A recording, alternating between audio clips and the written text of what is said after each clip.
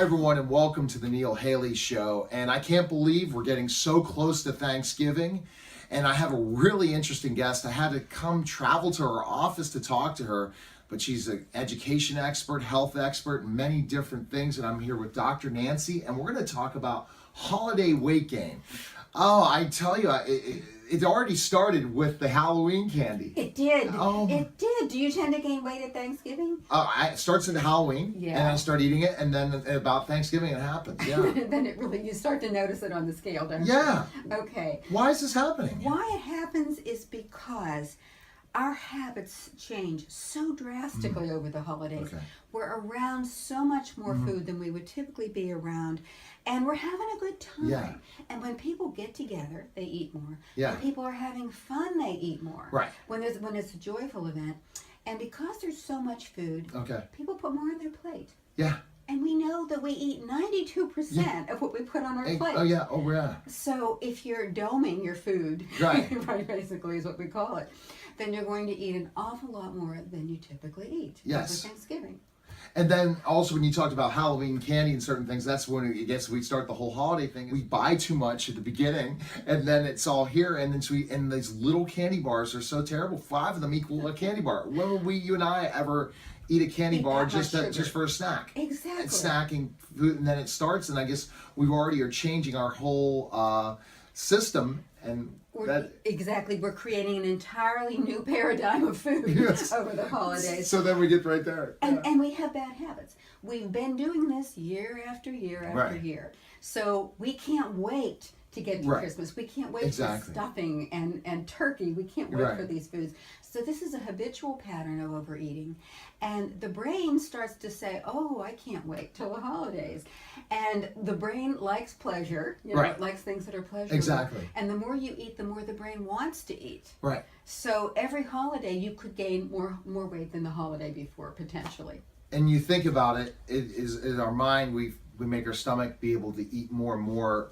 Then you go Thanksgiving, you go Christmas, and you see the bigger plates, and then before you know it, you've gained 20 pounds by the time the New Year comes. Exactly, and it starts even before you hit the dinner table through commercials, food ads. They're showing all these beautiful foods, and they're showing grandma's table at dinner when they're advertising the spaghetti sauce or whatever they've got on the ad. And so you're seeing commercials and you're starting to get hungry. It's creating sort of an appetizing effect. And when you watch food ads, you get hungry not just for the things you see in the ad, but you just get hungry for everything. It's like an appetizer. And then in the visuals and the different advertisements, not just in television but print media. Exactly. All these things, and then you see, and then you go into the grocery store, and they're right there for you visually.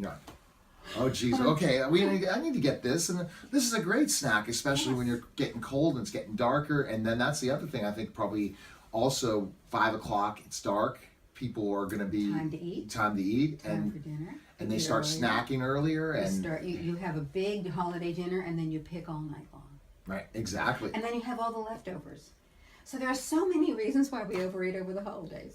So how can we stop the insanity so that we don't end up in this process of gaining so much weight Thanksgiving on, and really be focused so that we don't lose it, don't gain it? Yeah. Exactly. So the first thing you want to do are create some new patterns. What happens, and the problem is that we have old patterns, and those patterns are a lot of fun. So we have to create new patterns that are also fun, create new habits that become the new traditions. Oh, okay. So if you have anyone in the family who's diabetic, make a sugar-free meal for them. Oh, that's a great idea. If you have anybody that's got to be gluten-free, make a gluten-free meal for them. Right. So that everybody's enjoying and finding out that healthy food is really great. And it's not about the companionship. It definitely is. It's about the food. Oh. And that can become a habit. People can start to look forward to those foods then, year after year after year. So you're creating a new pattern. And to create a new pattern, you need a few years for people to get used to it and to say, okay, this is how we do things now. Right. The brain takes a little bit of time to change. So creating that pattern, create that pattern, then it'll be different. Things will change. Things will change in your lifestyle so you don't run into this holiday weight gain every year. Exactly. And over the holidays, we have football. Right? Yes, yes. When people sit and watch football or any sport, they're likely to eat more and they're likely to drink more. Now, you add a crowd to that. You put people in, you have the fact Right. that you're watching a sport Exactly. and you have a crowd, you're in a social situation, you're more likely to eat and drink more Exactly. in those situations. So what you want to do is you really want to think about, okay, this is how much I'm going to eat today. This is how much I'm going to drink Right. today. This is my limit, and set that even before the ball game starts. Planning is important. Planning is critical. And I talked a little bit about food ads before. People tend to watch more TV Yeah. over the holidays They and do. exercise less. So one of the things we know about food ads is if you see a food ad, you get hungry. No. You want to eat Yeah. instead of, so you want to go, you're watching TV, you see a food ad, you go get more food, you come back and you watch more TV. But what we know about exercise and willpower is that if you eat just a little bit Right. and then go get on the treadmill or go do Right. your workout, you're going to have much more willpower to complete your workout. And limit those meals and set the plan saying, I'm only going to have one plate, not four at the holiday party. I'm only going to have one plate, not four, and I'm going to have a snack right before I exercise. I'm going to have a snack. Oh. I'm not going to binge, but I'm going to have a little snack if I want to, here and there, in between the football Right. games and in Right. between commercials. I can have a little bit, but then I go exercise. And that will increase your willpower. Right. That little snack is going to make you more likely to finish your workout. So, and to do your workout. So, these are all great ideas, but sometimes we just don't have the willpower. Why can't I just gain the weight and then lose it in January? That's a really good question. Why can't I just have a great time and Yeah, binge? yeah, exactly. Well, because the damage that you do to your body during that period is considerable. And you're not going to catch back up that quickly. No, it takes a long time to detox from holiday eating. It can take as much as 1 to several days to Oh, my. detox from one dessert. So we're eating a lot more than that typically over the holidays. So the damage you do to your body, it doesn't bounce back. The older you get, it bounces back Right. even less quickly. And also, you're not creating new habits. So, You're basically saying, I'm going Yeah. to damage myself every holiday season Right. and damage my body. So the patterns that you create by changing these eating habits are critical to why we want to find new ways, Exactly. new ways to celebrate the holidays that are healthier. And they're going to be long term. Because if you Yeah. just say, let's just have a good time, I'll see you next year Right. when you come home for Christmas, it's going to be the same old, same old. So the and it's not just the physical, it's the mental. Yeah, your mental, you have to have your mind. You can't just think it's going to be your body telling you, I'm hungry. It's your brain. How can we kind of Exactly. program that to not do You these things? program the brain, and you get family members who've suddenly decided they're going to get physically fit, who come to the dinner table and say, "No, Right. I really don't want to do that this year. I don't want to But overindulge. I don't want to dome my plate, so to speak." And how can you not follow the crowd?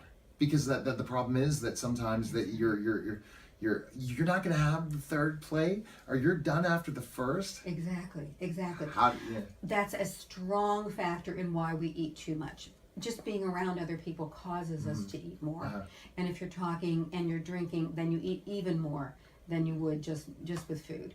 So what you want to Right. do is get like-minded people to the table. Get the Right. person who's gone gluten-free. Get the person who's maybe doesn't Right. drink to Right. your table. Get the person who's maybe diabetic or somebody who's just on a fitness wellness Exactly. program. That's a Somebody's great on an point. anti-inflammation program. Mhm. You get those people to the table and you meet their needs. Basically, you provide food for those people. That's going to be fantastic for everybody to absolutely. eat. They're not going to miss the old stuff.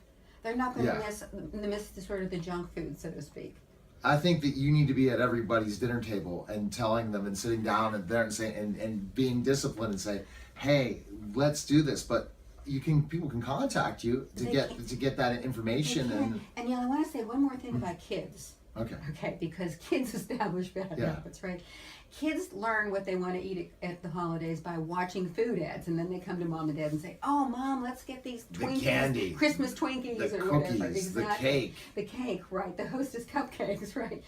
And what you can do is watch food ads with your kids and help them understand, these exactly what's going on, what the Right. commercial's about, what they're trying to get you to do.